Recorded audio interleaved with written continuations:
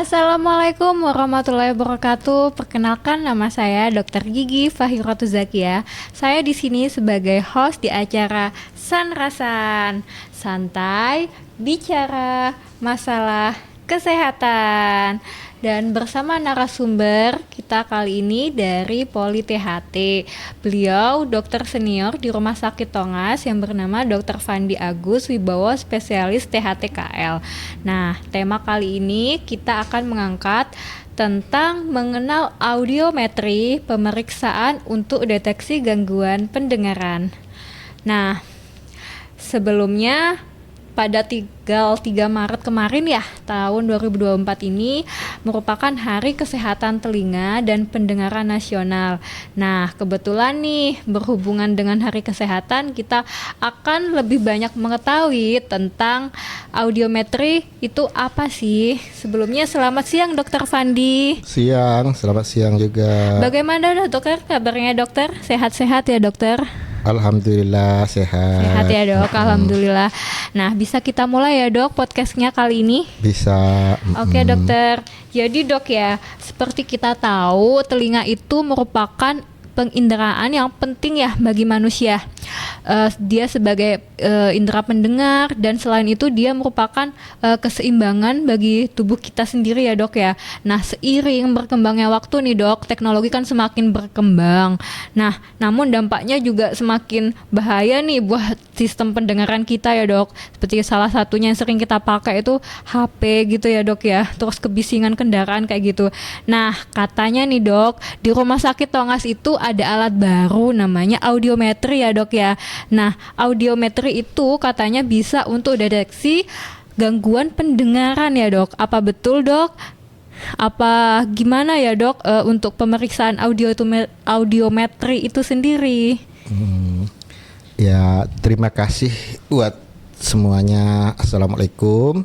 Jadi sebelum kita masuk ke area audiometri, saya ucapkan terima kasih yang sudah mengucapkan selamat Hari Pendengaran. Memang tanggal 3 Maret itu Hari Pendengaran Nasional.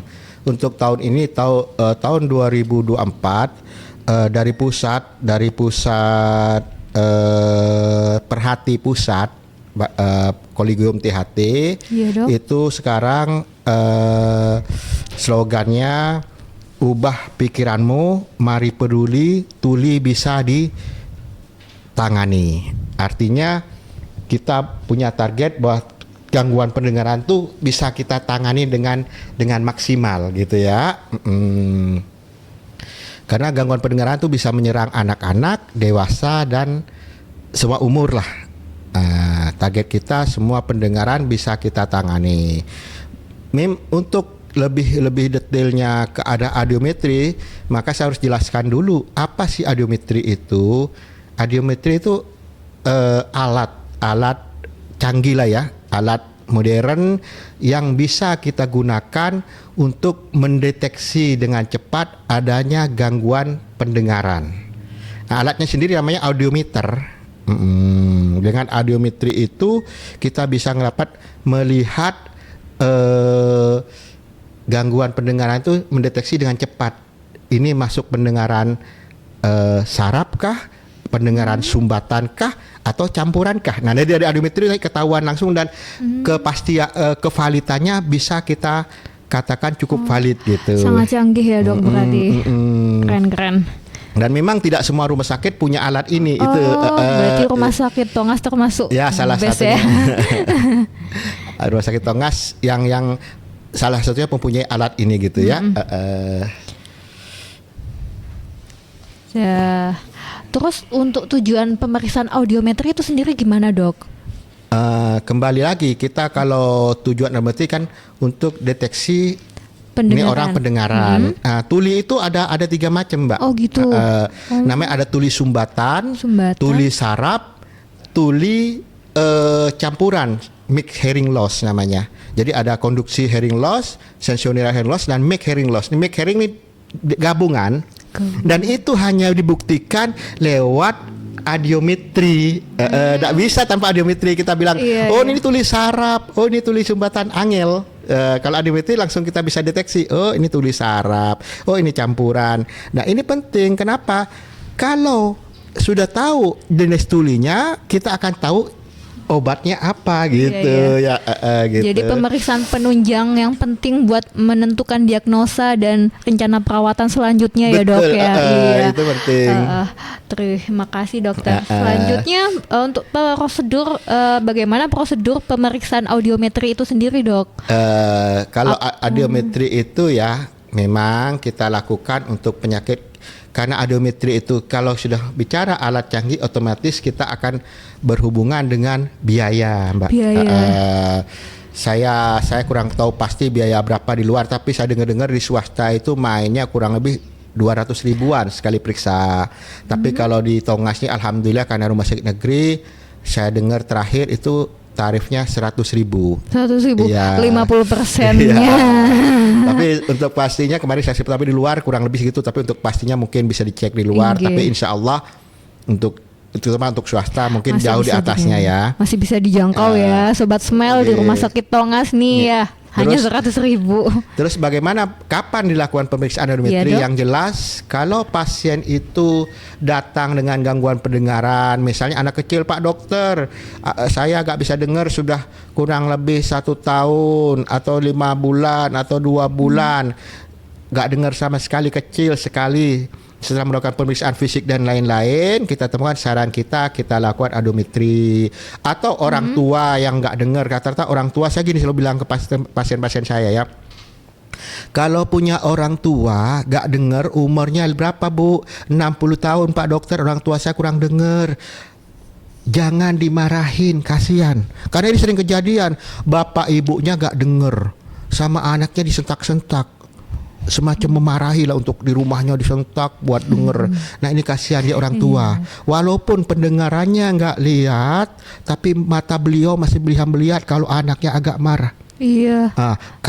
Hatinya beliau tuh nangis. Dibohongin. Hati beliau tuh nangis. Saya dimarahin oleh anak saya. Iya dokter. Tapi itu memang alami ya, karena anak tuh pengen dengar, jadi dia ngomongnya keras.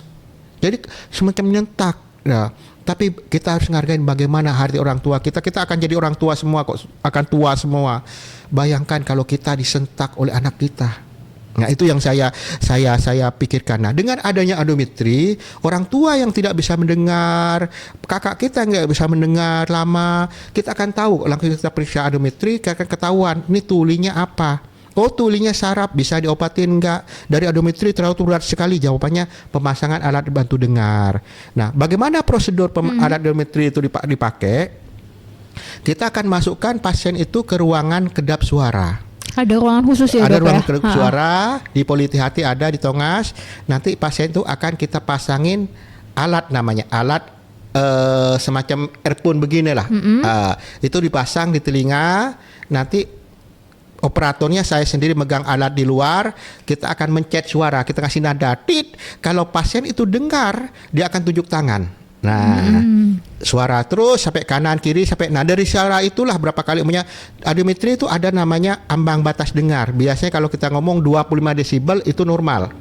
Nah, pasien itu ngelewatin nggak di 25 desibel? Kalau dia nggak lewat di 20 desibel, sebelumnya saya pasang 25 desibel, dia angkat tangan, berarti dengar. Di 20 dengar gak kata, tapi di 20 desibel dia gak dengar masih. Di 30 gak dengar, di 40 dia tunjuk tangan, berarti dia sudah tuli melewati ambang dengar. Berarti batas normalnya berapa desibel dok? 25 desibel. 25 desibel. Oke. 40 ditunjuk berarti pendengaran dia di 40, berarti kelebihan 15 gitu ya. Itu untuk yang telinga yang pakai earphone, itu namanya hantaran suara yang pakai earphone. Selanjutnya kita pakai hantaran tulang. Nah, tulang digantiinnya ada hantar lagi, sama. Tetap belum bisa. Nah, nanti tetap pakai earphone juga dok yang hantaran tulang. Hantaran tulang enggak, dia ditempelin di tulang. Ditempel. Ada alat juga. Nah, nanti kita lihat juga harus kurang dari 25 desibel. Kalau lebih dari 25 desibel berarti dia tidak dengar, tuli, dianggap nanti tidak kita dengar. Gabung tulang sama suara itu kita gabung. Nah, dia jatuhnya berapa? Kalau jatuhnya lebih dari 25, umpamanya jatuhnya di 50 desibel, berarti dia kelebihan 25. Tinggal ini tuli berat, tuli ringan. Nanti, nah di situ juga akan dilihat, oh ini tuli sedang, tipenya saraf apa tipenya sumbatan konduksi. Kalau di konduksi, insya Allah kita obatin. Kalau saraf dan berat orang tua, oh ini saraf tipe tua, obat akan kurang berguna. Jawabannya pasang alat bantu dengar gitu. Oh, solusi terakhir saraf harus wajib pakai alat Biasanya dengar begitu Dok. ya. Memang ada teknik-teknik lain, tapi paling gampang, Kalau- paling mudah ya bukan solusi terakhir ya. Memang Kalau operasi gitu Dok nggak bisa? kayak anak kecil itu gangguan anak saya Pak Dokter nggak bisa bicara, telat bicara. Selalu saya bilang biasanya akan dikonsultan kita karena gini, orang yang tidak bisa dengar otomatis akan sulit bicara. Iya benar sekali. Dok. Anak kecil tuh kalau udah telat biasanya kita bilang sudden delayed speech, telat bicara, Delayed speech. itu biasanya hubungannya sama dia gak bisa dengar. Jadi kalau kita latih sampai kapanpun dia tidak bisa dengar, otomatis dia tidak bisa bicara. Nah kita atasin kenapa dia tidak bisa. Oh ternyata gangguan saraf. Segala macam, mungkin nanti selain audiometri mungkin tingkat lanjutnya nanti kita bera namanya. Iya. Nah, jawabannya sama dengan Dokter Fai bilang, apakah hanya alat bantu dengar Pak Dokter, selain itu yang lain bisa kita lakukan mungkin teknik-teknik di tempat yang lebih tinggi, mungkin di Surabaya, di Malang, mungkin ada teknik operasi segala macam, tapi biayanya memang terlanjur tinggi Bu Fai. Pilihan alat bantu dengar itu mungkin pilihan yang paling bijak lah. Paling bijak ya Dok ya. Iya, gitu ya, benar itu. sekali.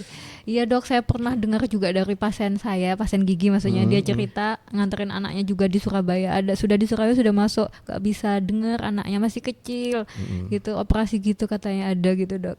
Iya. Iya keren ya, berarti Indonesia sudah Ya, keren. cuma biaya yang saya nggak Iya, tahu biaya apakah ya, di Dok, ya. cover BPJS. Ingat saya kalau sebesar itu mungkin saya kurang tahu, ini ranah BPJS, tapi apakah di cover semua atau tidak saya kurang tahu. Oh, Jadi berarti kalau di rumah sakit Tongas sendiri masih belum bisa ya Dok? yang ya? bisa itu rumah sakit besar kalau Rumah sakit untuk besar ya. tindakan nyambung saraf, karena THT itu kan ada THT umum, THT kalau di gigi mungkin ada sub spesialisnya lagi. Nah, beliau yang di guru-guru yang Gitu. di Sutomo, di Rumah Sakit Malang, di Universitas Malang, mereka sub lagi, sub otologi, jadi ilmunya jelas guru-guru tuh lebih Lebih spesifik ya Dok ya? spesifik lagi Iya, gitu ya. Iya betul. Cuma kan dari segi biaya, dan audiometri inilah dasar dari untuk menginjak ke sana gitu. Jadi pemeriksaan awalnya ya Dok ya. Iya. Jadi dia ketahuan dia tuli apa tidak Iya, gitu ya Dok. paling ya. enggak yang bisa kita atasin di sini, mungkin kita saring di sini, yang mungkin perlu dengan audiometri masih harus tindakan lebih tinggi lagi, ya kita rujuk. Tapi audiometri dasar yang harus dipunyai oleh setiap rumah sakit, saya Setiap pikir rumah begitu. sakit Saya pikir ya Dok begitu ya. Iya dokter.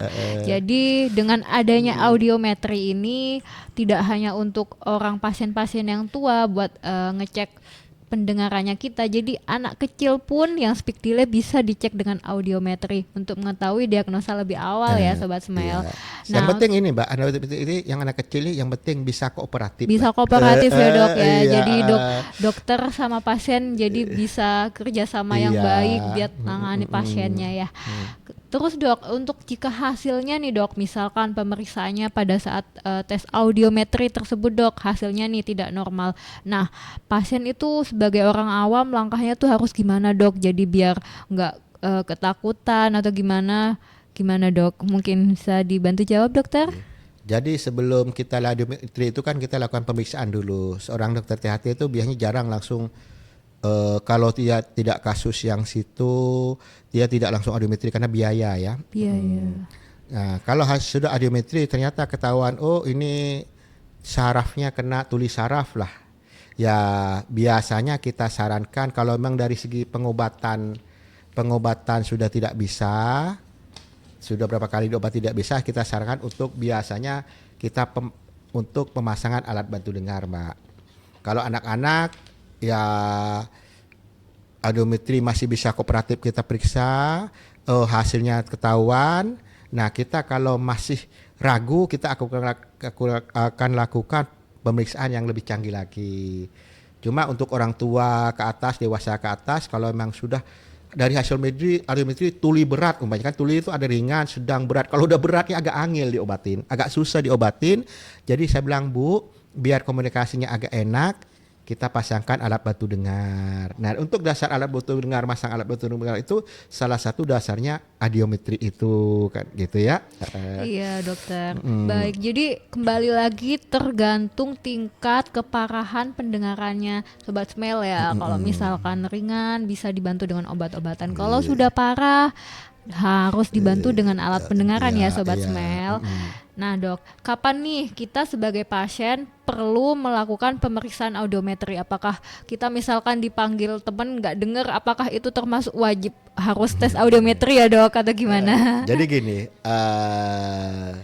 setiap orang itu kan mestinya kita lakukan pemeriksaan fisik dulu ya. Iya dokter. Kalau memang dari pengobatan kita rasa mampu untuk melakukan pengobatan itu menyembuhkan dalam berapa minggu atau berapa ini, insya Allah saya tidak mau langsung audiometri. Jadi dari pemeriksaan fisik dulu saya lihat, oh ini perlu audiometri. Tapi ada kasus-kasus darurat yang harus langsung audiometri. Misalnya tuli mendadak gak dengar tiba-tiba, kita bilang sudden deafness, tuli mendadak blok gak dengar, itu kita wajib audiometri. Itu pemeriksaan fisiknya apa aja dok yang diperiksa dok? Kita periksa telinganya ya. Oh dari telinga fisiknya maksudnya, ya, bisa dari gendang telinganya gitu ya dok ya? Oke. Yang kedua mungkin dia kepukul ya. Kepukul langsung tidak dengar, tiba-tiba sudah dua minggu sebab dokter saya tuli habis dipukul gitu ya. Ya saran saya kita audiometri. Atau maaf ada konsulan dari teman-teman penyakit dalam. Biasanya teman penyakit dalam tuh biasanya sebelum ngobatin TBC itu konsul dulu karena obat-obat TBC biasanya bikin agak sedikit gangguan pendengaran. Oh gitu ya dok, ada efeknya. Nah biasanya penyakit dalam konsul. Nah untuk konsul itu kita audiometri. Berapa sih pendengaran awal, berapa setelah pengobatan, itu data ada jadinya gitu. Jadi atau kasus-kasus yang sifatnya darurat mungkin kita audiometri, tapi yang kasus yang masih dengan bisa kita obatin mungkin kita lihat perkembangan dari obat dulu. Karena kita kan tidak bisa langsung semua di audiometri berhubungan dengan biaya Mbak. Biaya kita langsung ke biaya, dan tidak semua mungkin rumah sakit Tongas punya, tidak semua rumah sakit punya. Nah gitu, itu masalah. Jadi kita lihat pemeriksaan sekali dua kali tidak ada perbaikan, biasanya kita anjurkan untuk audiometri gitu ya. Tapi kalau pasien mau, Pak Dokter, saya punya uang, Pak Dokter mau sok audiometri, ya monggo, tidak apa-apa gitu ya. Itu ya, tidak apa-apa kalau pasien masalah. Tapi kalau untuk dokter itu kita menyaring dulu. Kita saring mana yang butuh audiometri, mana yang tidak. Karena walaupun BPJS juga kita tidak langsung semua pasien kita audiometri. Jadi nanti BPJS-nya teriak juga nanti gitu ya. Ini kok di audiometri semua gitu. Jadi kita harus pintar-pintar bijaksana lah memilih kendali mutunya, biaya gitu ya. Oke dokter. Baik dokter, terima kasih atas ilmunya, waktunya dan kesempatannya sudah menyempatkan hadir ya dok di podcast Sanrasan, santai bicara masalah kesehatan. Sebelum ditutup mungkin begini Mbak, saran saya. Mungkin pesan-pesan buat Sobat Smell tentang teman-teman menjaga kesehatan telinga dok. Jadi telinga ini salah satu organ pendengaran. Kita bisa bayangkan kita punya apa-apa kalau kita tuli. Apalah hidup gak enak kan gitu ya. Iya, dokter. Ayo kita jaga pendengaran kita, jangan sepelekan. Karena setiap orang yang gangguan pendengaran otomatis komunikasinya akan terganggu. Orang tuli ngomongnya akan gagapan. Dia tidak tahu harus ngomong apa, diem aja, kasihan. Jadi tolong jaga pendengaran, jangan korek-korek sembarangan, jangan pakai alat-alat macam-macam. Saya pernah dok. Jangan pakai, katanya maaf nih, saya gak nyalakan teman-teman pakai air candle segala macam, wis gak usah. Oh, air candle itu ngaruh ya dok ya? Ya kita selalu saya pernah jawab begini, dokter pakai air candle itu bagus apa enggak? Selalu saya bilang gini, kalau saya nyalakan langsung saya gak baik, tapi saya bilang telinga punya gendang yang harganya mahal sekali. Saya pernah pecah juga loh dok. Jangan pertaruhkan gendangmu yang harganya mahal, maaf, dengan tindakan-tindakan yang kurang sekali, begitu dok. Jelas. Saya sendiri korbannya dok. Eman ya, gitu aja ya. Iya, dokter. Iya, jangan korek-korek sembarangan, ketembat taruh, jangan sering pakai ketembat gitu ya. Lebih baik ke dokter spesialis THT ya buat bersihin telinga kita. 8 bulan sekali kontrol lah kita Kontrol ya, Dok, ya. bersihkan gitu ya. Gitu. Di rumah sakit Tongas ada ya dok ya pelayanan buat bersihkan telinga ya dok? Ada, kita Ya. ada. Dan ditanggung oleh BPJS. Ditanggung gratis. BPJS. Iya, gratis ya. Nah, datang, buat sobat yang Smell nih, nggak usah perlu ngeluarin uang di rumah sakit Tongas. Itu ada pemeriksaan buat pembersihan telinga kalian yang sudah Iya. kotor. Jadi jangan dibersihkan sendiri pakai cotton bud yang bakal resiko bakal ngerusak gendang telinga kalian. Soalnya saya sendiri pernah jadi korban pasiennya.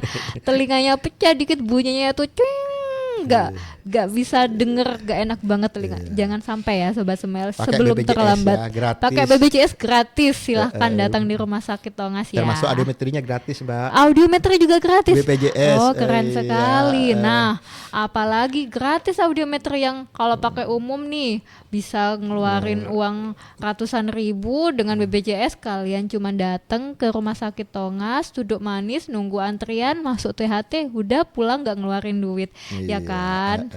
Siap dokter, terima Sama- kasih sarannya ya dok. Sama-sama, iya.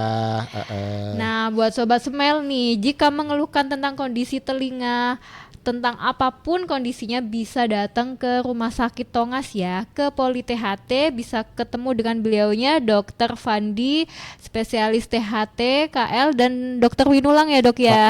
Nanti ada dokter Winulang. Ada Dokter Winulang juga.